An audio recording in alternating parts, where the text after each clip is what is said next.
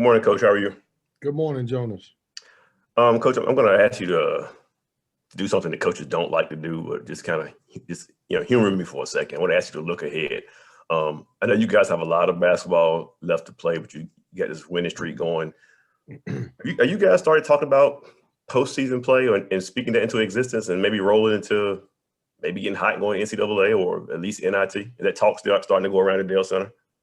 It's not, Jonas. And you're right, coaches. We hate that question. You knew that when you asked that. I don't have the type of bunch that I could talk, about the future like that. We're actually, and honestly, the 4 games that we won in a row, we just actually have had these guys just to lock in until the next opponent. And obviously today, we just turned the page from playing Pitt. Today we'll start talking about Notre Dame, but it won't be anything other than Notre Dame. I don't have a mature enough group of guys to be able to look ahead and say, hey, if this happens, if that happens, we just got to stay focused on who we're playing against next. Justin Williams, go ahead. Good morning, Coach. You mentioned the upcoming matchup with Notre Dame. What do you see from the Fighting Irish that could present some problems for you guys, and what do you think of them? Well, obviously, they're a talented bunch, and they really shoot the ball very well. They spread you out. Obviously, they can shoot the ball 1 through 4, and then obviously when they make a sub and take Durham out the game, their ability to make shots from all 5 positions is a problem. Good team. Mike's done a great job with his team, and obviously they got some guys who are some veteran guys mixed in with some newcomers that can really play and spread you out and make shots and roll you into the post. And, you're able to see multiple defenses that they play. They'll switch from some man-to-man to 2-3 zone and mix in some 1-3-1. So it's a talented bunch because anytime you got a group that can shoot the ball that well, they can beat anybody on any given night. And do you have any update on Thomas Allen's status? Is there any potential for his return in the regular season? Well, we're hopeful. He's doing better. I think we're going to get a second MRI on him here in either today or tomorrow just to figure out if everything is going the right direction. I don't know if he's available for Wednesday at this point, but as we get an update, we'll try to let you guys know. Thanks, Coach. Thank you. James Henderson, go ahead. Hey, Kevin, hope you're doing well. Obviously, Cam Hayes he's had an expanded role here the last couple of weeks and playing over 30 minutes a night for you. Can you just evaluate his play, and has he played a role in your reduced turnovers here and just kind of generating quality offense these last 4 or 5 games? Yeah, James, he's played much older than he is the last few games. He's taking care of the basketball. He's that one guy on the team when you talk about turnovers and you're jumping on your team about turnovers. He's the one guy that's offended by it because, he wants to take care of the basketball. When you look at him, he's played at least 30 or more minutes in our run. When we look at the game yesterday, I didn't want to play him 38 minutes, but I didn't think Shaquille or DB had a really good game yesterday. And so he ended up playing a lot more minutes than, we would have liked. But he's emerged. He's starting to play well. He's starting to be, a really good point guard in this league. What you like about him is his ability to make shots. He's got great size. And I think his biggest improvement, James, is he's starting to defend the basketball. Early on in the season, he would take breaks, and he would take breaks on the defensive end, and he's starting to get better in those areas. But our team feels comfortable with him running the point. It's actually helped Braxton Beverly become a better player for us by the way that Cam has emerged as a point guard. And just to follow up, you had 3 years with Markell, and he led the league in assists a couple of years, but he had some high turnover issues at times. How do you balance for your point guard trying to make plays, but also still trying to limit some turnovers? Yeah, James, the way we play, our point guards are going to have turnovers because we get up and down. We let them play a little bit faster. We don't necessarily run a bunch of sets with stagger screens and everything, so they have the ball in their hand. I just ask them to win the battle of assists versus turnovers. You can't have a game, where you have 5 assists and everybody says, man, that's a great game, but you turn the ball over 6 times yourself. And so ball security for us is great, especially when we're teaching on the other side we're trying to turn other teams over. And so Markel was unique. I don't know that I'll have another guard like him that will lead the league and assist 2 years playing for me. But Cam Hayes, he can do it. He does it in a different way. Thanks, Kevin. Leo Haggerty, go ahead.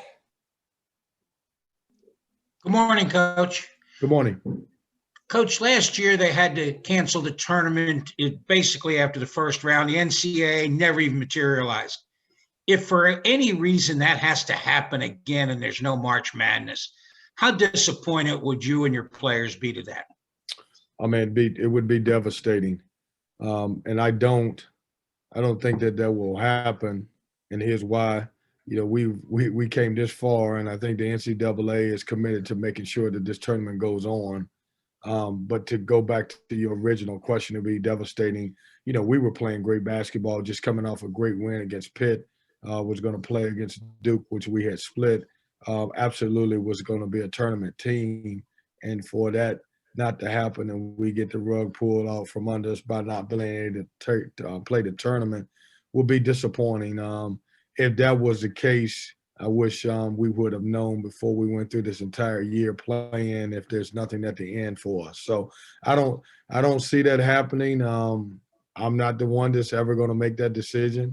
Hopefully we're getting this virus more under control than it's been in a long time. And I anticipate that there will be an ACC tournament and that there will be an NCAA tournament.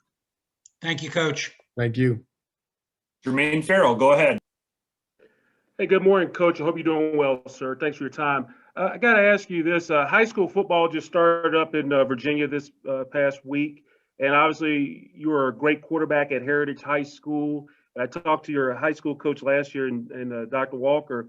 What is some of your fond memories of playing football at Heritage High School, particularly quarterback?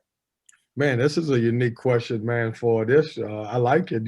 Hey, none of these guys believe me when I told them I was a great quarterback, but I'm glad, Jermaine, that you're on there and you actually talked to the guy who coached me. That's pretty good. I love my football days. I miss my football days. That's kind of where I got my toughness from. I actually, we've got a young man that's coming in that's a two-sport athlete, Breon Pass, who is a really good player in football and basketball. For me, those guys, they bring a sense of toughness to the basketball court that you just don't get every day. I had a great time. John Walker is, to me, the best coach ever, tremendous football coach, and, my time there. But I miss that. Everybody says, man, how did you end up playing basketball? I just got tired of the free hits, Jermaine. When I played, I was an option quarterback. And so, a lot of times the options were to hit me instead of hitting the other people. And so I got tired of it, but I enjoyed it.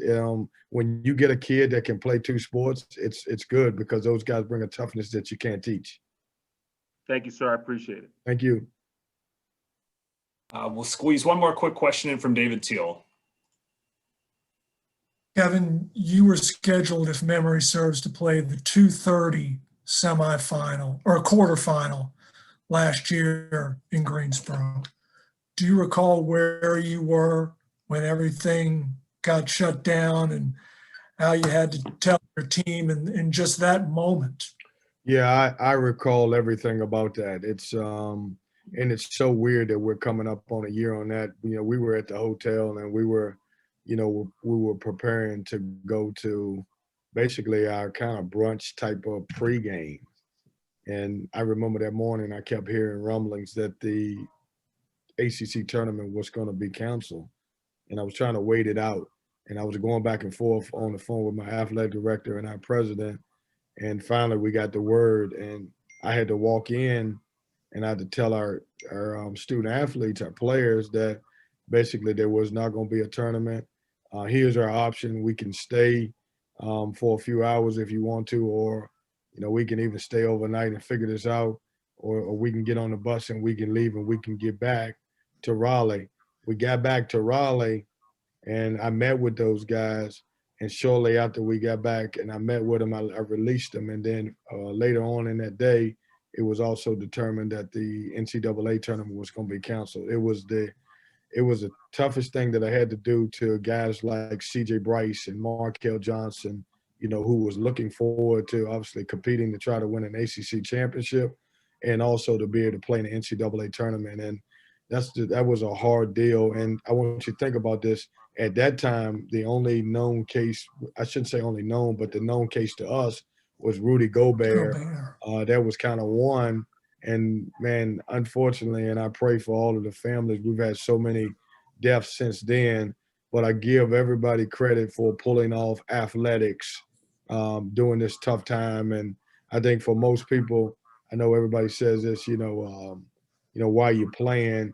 We're playing because I think sports has helped people get through some of this pandemic. And our kids want to play. If there was ever a point where kids didn't want to play, I could see that. But some of these, we don't know what we do to help others by being able to put our guys on the floor to be able to compete, to help somebody get through some of their struggles.